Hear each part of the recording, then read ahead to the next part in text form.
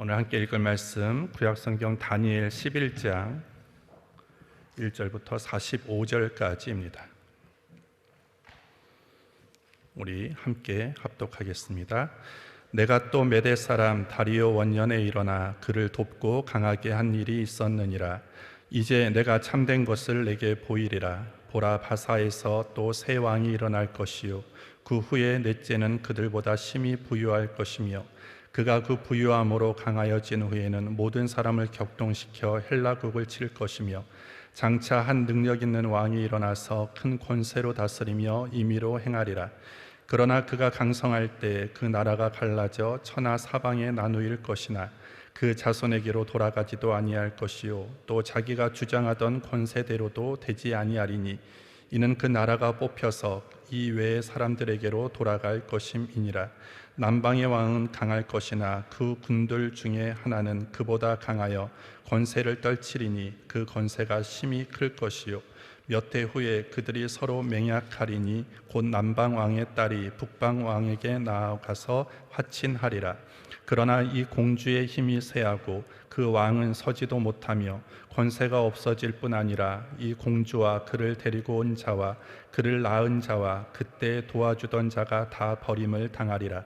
그러나 이 공주의 본족에서 난 자 중에 하나가 그의 위를 이어 북방 왕의 군대를 치러 와서 그의 성에 들어가서 그들을 쳐서 이기고 그 신들과 부어 만든 우상들과 그 은과 금의 아름다운 기구를 다 노략하여 애굽으로 가져갈 것이요 몇 해 동안은 그가 북방 왕을 치지 아니하리라.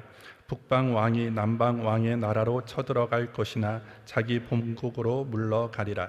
그 아들들이 전쟁을 준비하고 심히 많은 군대를 모아서 물에 넘친 같이 나아올 것이며 그가 또 와서 남방 왕의 견고한 성까지 칠 것이요 남방 왕은 크게 노하여 나와서 북방 왕과 싸울 것이라. 북방 왕이 큰 무리를 일으킬 것이나 그 무리가 그의 손에 붙임 바 되리라. 그가 큰 무리를 사로잡은 후에 그 마음이 스스로 높아져서 수만 명을 엎드려뜨릴 것이나 그 세력은 더하지 못할 것이요 북방 왕은 돌아가서 다시 대군을 전보다 더 많이 준비하였다가 몇 대 곧 몇 해 후에 대군과 많은 물건을 거느리고 오리라. 그때 여러 사람이 일어나서 남방 왕을 칠 것이요 내 백성 중에서도 강포한 자가 스스로 높아져서 이상을 이루려 할 것이나 그들이 도리어 넘어지리라.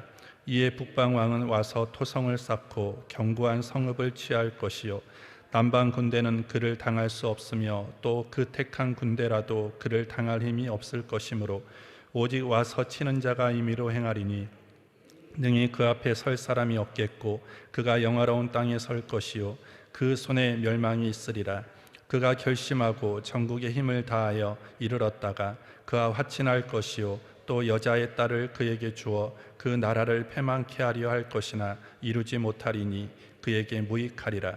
그 후에 그가 얼굴을 섬들로 돌이켜 많이 취할 것이나 한 대장이 있어서 그의 보이는 수욕을 씻고 그 수욕을 그에게로 돌릴 것이므로 그가 드디어 그 얼굴을 돌이켜 자기 땅 산성들로 향할 것이나 거쳐 넘어지고 다시는 보이지 아니하리라. 그 위를 이을 자가 토색한 자로 그 나라의 아름다운 곳으로 두루 다니게 할 것이나 그는 분노함이나 싸움이 없이 몇 날이 못되어 망할 것이요 또 그 위를 이을 자는 한 비천한 사람이라. 나라 영광을 그에게 주지 아니할 것이나 그가 평안한 때에 타서 계율로 그 나라를 얻을 것이며 넘치는 물 같은 군대가 그에게 넘침을 입어 패할 것이요 동맹한 왕도 그렇게 될 것이며 그와 약주한 후에 그는 거짓을 행하여 올라올 것이요 적은 백성을 거느리고 강하게 될 것이며 그가 평안할 때 그 도의 가장 기름진 곳에 들어와서 그 열조와 열조의 조상이 행하지 못하던 것을 행할 것이요 그는 노략하며 탈취한 재물을 무리에게 흩어주며 모략을 베풀어 얼마 동안 산성들을 칠 것인데 때가 이르기까지 그리하리라.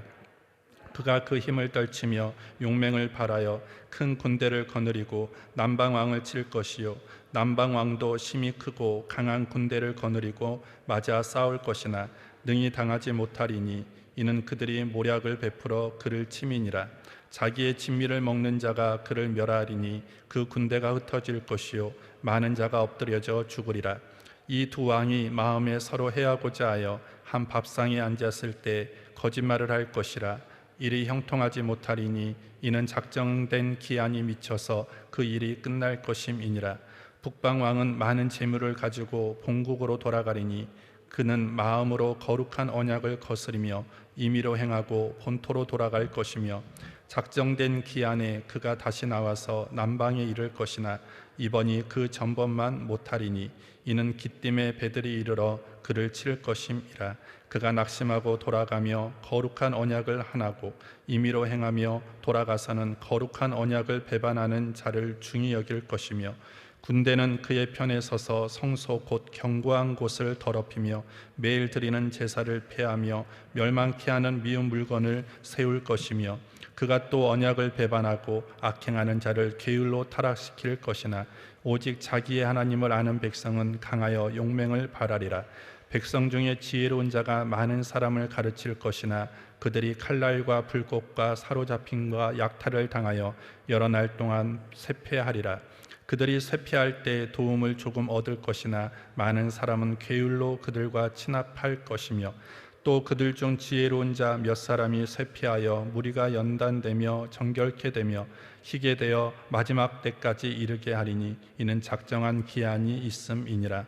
이 왕이 자기 뜻대로 행하며 스스로 높여 모든 신보다 크다 하며 비상한 말로 신들의 신을 대적하며 형통하기를 분노하심이 쉴 때까지 하리니 이는 그 작정된 일이 반드시 이룰 것임이니라.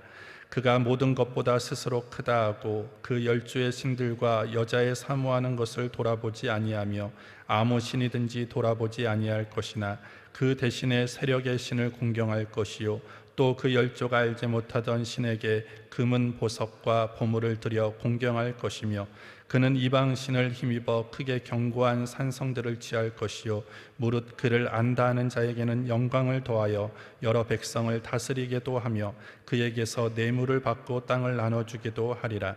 마지막 때에 남방 왕이 그를 찌르리니 북방 왕이 병거와 마병과 많은 배로 회리바람처럼 그에게로 마주와서 그 여러 나라에 들어가며 물이 넘친같이 지나갈 것이요, 그가 또 영화로운 땅에 들어갈 것이요, 많은 나라를 패망케 할 것이나 오직 에돔과 모압과 암몬 자손의 존귀한 자들은 그 손에서 벗어나리라.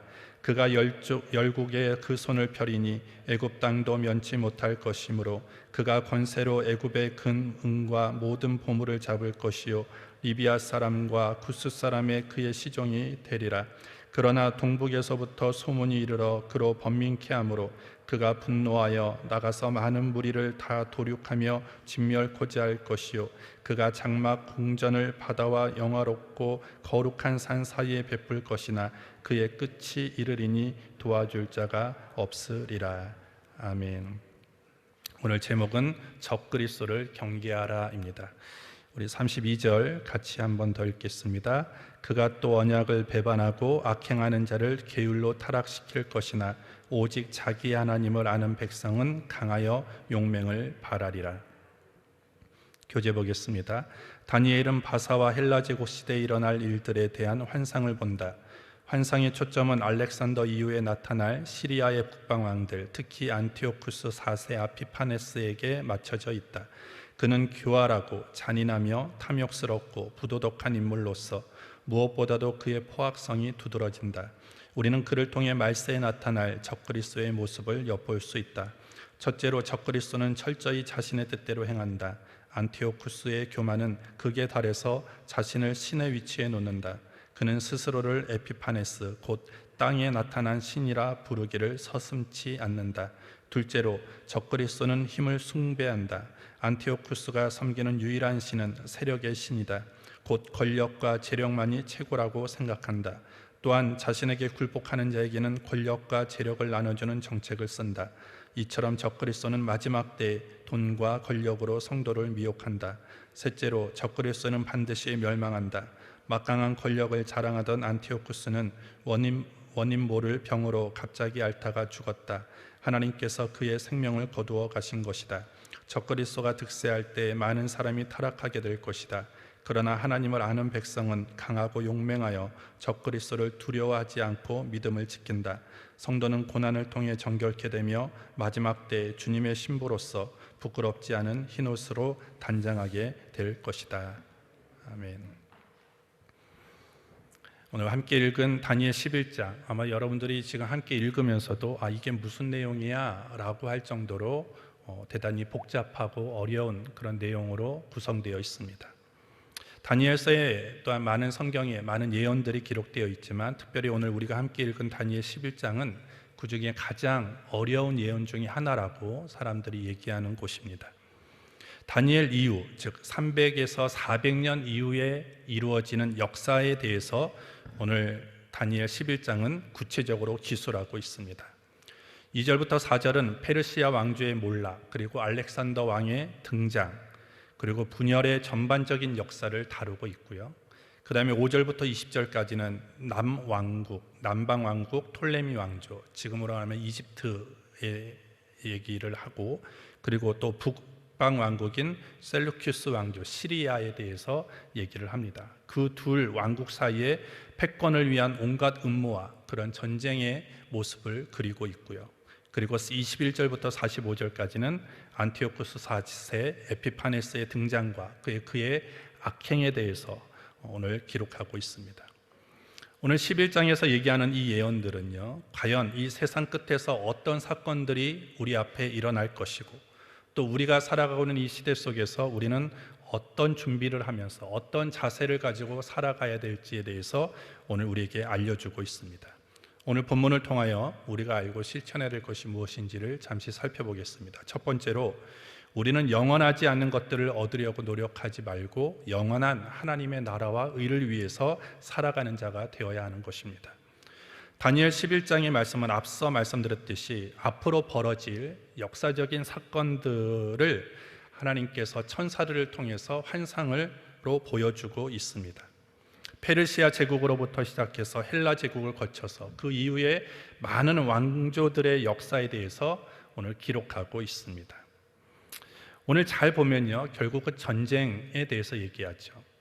인류의 역사는 전쟁의 역사라고 해도 과언이 아닙니다. 지구상에 전쟁이 없었던 시기는 단 한 번도 없었다라고 얘기를 합니다. 이 말은 무엇입니까? 지구상에 한 번도 온전한 평화가 다가온 적은 없었다라는 것입니다. 수많은 나라들이, 그리고 수많은 제국들이 전쟁을 통해서 세워지기도 하고 전쟁을 통해서 무너지기도 하였습니다. 왜 이렇게 지구상에는 모든 사람들이 평화를 외치고 평화를 원하지만 왜 한순간도 평화를 맛본 적이 없는가? 왜 한순간도 전쟁이라는 것이 없어진 적이 왜 없었던가? 그 이유는 인간의 탐욕이었다는 거예요. 인간의 정욕, 그리고 인간의 욕망 때문에 그 전쟁은 사라지지 않았다라는 것입니다. 그 욕망과 그 욕구와 우리의 마음 가운데 있는 그 죄된 탐욕들이 늘 우리로 하여금 남으로부터 내 자신이 가지고 있는 힘을 과시하려고 하고, 또 남을 지배하려고 하고 무엇인가를 더 얻으려고 했기 때문에 그것이 반영된 것이 뭐냐? 전쟁과 싸움이었다라는 것입니다. 내게 이익이 된다면 그 누구와도 화친을 맺고, 그리고 그렇지 않으면 그 어느 순간에도 화친을 맺었던 대상이라 할지라도 내가 언제 그들과 화친을 맺었어? 라고 할 정도로 배반하고 해를 가하기도 하였다라는 것입니다. 오늘 다니엘은 자신의 눈앞에 펼쳐진 환상 속에서 이 전쟁, 수많은 그런 역사 속에서 일어나는 전쟁의 모습을 보면서 개인의 욕망, 그리고 사람의 어떤 탐욕에 눈이 멀어 조금이라도 더 가지려고 하고 조금이라도 더 얻으려고 하는 그런 인간의 이기적이고 추악한 모습을 보고 있다라는 것입니다. 하지만 중요한 건 뭡니까? 이렇게 인간의 탐욕과 욕망을 얻게 되는 권력과 명예, 그리고 관계, 권세, 이것은 영원하지 않다라는 것입니다. 수많은 그런 왕조가 세워지고 수많은 나라들이 세워졌음에도 불구하고 그 나라가 영원한 나라는 한 번도 없었다라는 것입니다. 이것은 무엇입니까? 결국은 세상이 추구하는 것들은 영원하지 않다라는 것입니다. 인간의 탐욕과 욕심으로 만들어낸 모든 것들은 그것이 고통의 흔적만 남길 뿐이지 그것이 영원한 것은 단 하나도 없었다라는 것을 우리에게 얘기하죠. 이사야 40장 7절부터 8절에 보시면 푸른 마르고 꽃은 시듬은 여호와의 기운이 그 위에 불미라. 이 백성은 실로 풀이로다. 푸른 마르고 꽃은 시드나 우리 하나님의 말씀은 영원히 서리라 하라. 이렇게 말씀하고 있습니다. 모든 육체는 풀이라고 얘기합니다. 우리 눈앞에 보여지고 있는 모든 아름다움은 들의 꼴과 같다라고 오늘 얘기를 하죠. 풀은 영원하지 않습니다. 눈앞에 보여져 있는 여러 가지 아름다운 풀과 꽃들 영원하지 않지요. 언젠가는 시들어 버리는 것인데 그것이 우리가 만들어가는 탐욕과 욕심으로 만들어가는 것이다라고 오늘 얘기하는 것이죠. 오직 영원한 것이 있어요. 그것이 하나님의 말씀이고 하나님의 나라라고 얘기하는 것입니다. 인간이 세운 것은 결국 다 무너지고 사라집니다. 하지만 하나님은 영원하시고 하나님의 말씀은 영원하시고 하나님의 약속은 영원하다라는 것입니다. 따라서 오늘 우리가 소망을 두어야 되는 곳은 어디입니까? 오직 하나님밖에 없다라는 거예요. 영원하시고 변하지 아니하시는 하나님의 나라, 주님의 이름, 주님의 약속에만 우리는 소망을 두고 걸어가야 할 줄 믿습니다. 따라서 오늘 저와 여러분들이 오늘 하루를 살아갈 때도 내 탐욕과 그리고 내 욕심으로 뭔가를 세우려 하기보다는, 그리고 그것이 영원할 것 같지만 오늘 풀과 같이 사라질 것이라는 것을 꼭 기억하면서 영원한 하나님의 나라와 의 위에서 살아가는 우리 모두가 되기를 주의 이름으로 축복합니다. 두 번째로, 하나님은 우리 개인의 삶뿐만 아니라 세계 역사의 주관자이심을 우리는 기억하며 살아가야 하는 것입니다. 오늘 우리가 다니엘 앞에 어저께까지 10장까지를 쭉 보면서도 많은 환상들이 나왔습니다. 오늘도 천사를 통해서 하나님이 말씀하셨는데, 환상을 보여주셨는데 그 모든 것들이 다 실현되었다라는 것입니다. 특별히 오늘 이 성경의 학자들은요, 이 다니엘 11장을 보면서 이 부분은 성경에서 빼야 된다, 성경의 66권에서 빼야 된다라고까지 했습니다. 자유주의 신학자들이 그렇게 얘기했는데, 왜냐하면 정말로 하나하나마다 다 이루어졌기 때문입니다. 맨 앞에 제가 말씀드렸듯이 지금 이 환상은 다니엘 시대 이후에 300년, 400년 후에 이루어질 역사들에 대해서 기록되어 있어요. 근데 그것이 정말로 쪽집게 예언처럼 다 이루어졌다라는 것입니다. 자유신학자들은 뭐라고 얘기하냐? 어떻게 이렇게 예언이 하나도 틀림없이 이루어질 수 있느냐? 그것은 다니엘 시대에 예언된 것이 아니라 후대에 누군가가 다니엘의 이름을 가지고 이름을 빌려서 이 책을 썼을 것이다 라고 얘기했다라는 것이죠. 그만큼 이 예언은 하나도 틀리지 않고 다 이루어졌다라는 것입니다. 하지만 우리는 어떻게 믿습니까? 하나님께서 말씀하신 것들은 1.1획도 틀림없이 다 이루어진다는 것을 우리는 믿습니다. 왜냐하면 하나님은 역사의 주관자 되시기 때문입니다. 하나님은 전지전능하시기 때문입니다. 하나님은 다니엘 시대부터 아무리 300년, 400년 앞에 이루어질 일도 하나님은 다 아실 뿐만 아니라 수천 년, 수백 년의 그런 일들도 하나님은 다 알고 계신다라는 거예요. 왜? 하나님은 역사를 주관하시는 하나님이기 때문이에요. 우리는 잘 모를 수가 있어요. 사람들에 의해서 때로는 무질서하게 혼돈과 격변을 통해서 이 역사들이 하나하나 만들어가는 것처럼 우리가 보일 수 있지만, 그 모든 사건 뒤에는 이 나라와 이 세계를 통치하고 다스리시는 하나님의 손길이 있다라는 것입니다. 따라서 그 어느 것 하나도, 오늘 한 나라가 세워지고 한 나라가 멸망해가는 그 모든 것들은 하나님의 손이 허락하시지 아니하시면 하나도 이룰 수 없다라는 것입니다. 하늘을 나는 새 한 마리도 하나님이 허락하셔야지만 땅에 떨어질 수 있다라고 오늘 주님이 말씀하고 계시다라는 것입니다. 따라서 하나님께서는 장래일을 다 작정하셨고 다 아시고 그리고 다 이루시는 하나님이시다라는 거예요. 따라서 오늘 우리는 그분 앞에 우리는 겸손해야 됩니다. 내가 아무리 다 안다고 해도, 내가 인생의 모든 것들을 다 경험했다 할지라도 우리는 그 하나님 앞에서 겸손해질 수밖에 없다라는 것입니다. 왜? 하나님은 모든 것을 알고 계시는 거예요.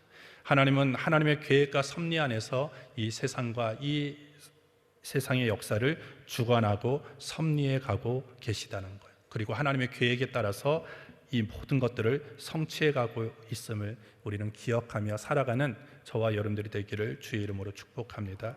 마지막 세 번째로, 모든 일에 하나님의 간섭과 일하심을 기다려야 하는 것입니다.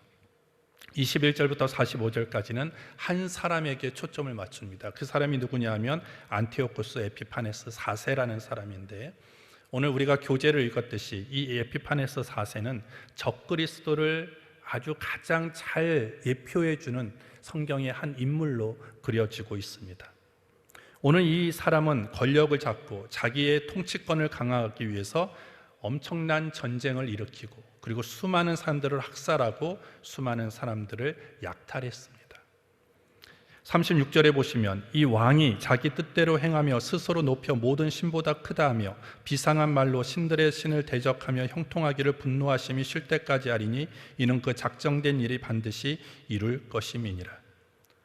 그리스 최고의 신인 제우스를 자신과 동일시합니다. 그리고 자기의 얼굴을 화폐에 놓고 거기에다 신이라고 새겨 놓게 했던 사람이 오늘 이 에피파네스 4세입니다. 하나님에 대해서 모독하고 대적했어요. 전쟁을 좋아했습니다. 그리고 막강한 힘을 추구했던 사람입니다. 이러한 안티오코스 4세의 비열한 악행, 이것이 영원하지 않았다라는 것입니다. 오늘 성경에 보시면 자주 나오는 단어가 있습니다. 작정된 기한, 그리고 끝이 이르리니, 이런 단어들이 계속 반복적으로 나오고 있다는 거예요. 결국 그것은 무엇입니까? 그가 아무리 지금 세력을 얻고 권세를 얻어도 그것이 영원하지 않다라는 거예요. 하나님이 이 악한 자들을 왜 이렇게 권세를 얻고 그리고 그의 삶에 어려움이 없도록 왜 그렇게 놔두시느냐? 그것은 하나님이 그를 모른 척하는 것이 아니라 하나님의 간섭하시고 일하시는 기한이 아직 오지 않았기 때문이다라는 것입니다. 그러한 상황에서 유대인들의 반응이 크게 둘로 나눠졌죠. 하나는 이 에피파네스 4세 편에 서서 이를 옹호하는 사람이 한 무리가 세워졌고요. 또 반대편에서는 그 핍박과 그리고 그 갖은 그런 어려움 속에서도 그에게 강력하게 항거하면서 하나님을 향한 믿음을 지키는 그런 부류가 일어났습니다. 이 후자는 당연히 고난과 그리고 어려움이 다가왔겠죠. 환난과 핍박을 견뎌내야만 했습니다. 이들에게 하나님이 무엇을 얘기하십니까? 결국은 하나님의 때가 올 것이다. 하나님이 작정하신 기한이 올 것이다. 그러니까 너희가 지금 당하고 있는 고난과 핍박, 그것이 영원하지 않다. 그리고 이 에피파네스의 악행은 영원하지 않다라는 것입니다. 따라서 우리가 인생을 살아갈 때 때로는 고난을 당하고 박해를 당할 때 우리가 기억해야 될 것은 무엇입니까? 왜 하나님은 내 삶에 개입하지 않으십니까? 왜 하나님은 왜 이런 악행들을 이루어질 때까지, 그렇게 막 퍼져갈 때까지 왜 하나님은 보고만 계십니까? 우리가 그러할 때 우리가 꼭 기억해야 될 것은 하나님이 작정하신 시간이 있다는 거예요. 이 역사와 이 모든 세계는 하나님이 만들어 주신 시간표에 의해서 다 움직여지고 있다는 거예요. 따라서 그 시간표가 다다를 때 하나님은 개입하시는 거예요. 악행한 자들을 벌하시고, 그리고 그 환난과 핍박 가운데서도 끝까지 믿음을 지키며 살아가는 자들을 더 아름답게 만들어 가신다라는 것입니다. 따라서 오늘 저와 여러분들의 인생의 고난과 핍박이 찾아올 때 우리는 어떻게 해야 됩니까? 하나님이 정하신 때 하나님은 반드시 개입하시고 선한 일들을 행하신다는 확신을 가지고 인내해야 된다는 거예요. 좌절하고 포기하고 원망하고 불평하기보다는 하나님의 그 선하시고 인자하심을 믿으며 하나님의 작정하신 때까지 참고 기도하며 반드시 하나님이 개입하셔서 내 삶을 평가하실 것이라는 그런 믿음을 가지고 나아갈 때 우리는 고난을 이길 수 있고, 그 핍박이 찾아올 때도 우리는 그것을 견뎌낼 수 있다는 것입니다. 그런 믿음으로 오늘 하루도 걸어갈 수 있는 복된 성도들 되기를 주의 이름으로 축복합니다. 하나님 아버지 감사합니다. 오늘 이 아침 주의 전으로 불러주셔서 예배로 기도로 시작하게 하신 것 감사합니다. 주신 말씀 기억하며 또 순종하며 살아갈 수 있도록 성령님 인도하여 주시옵소서. 예수님의 이름으로 기도합니다. 아멘.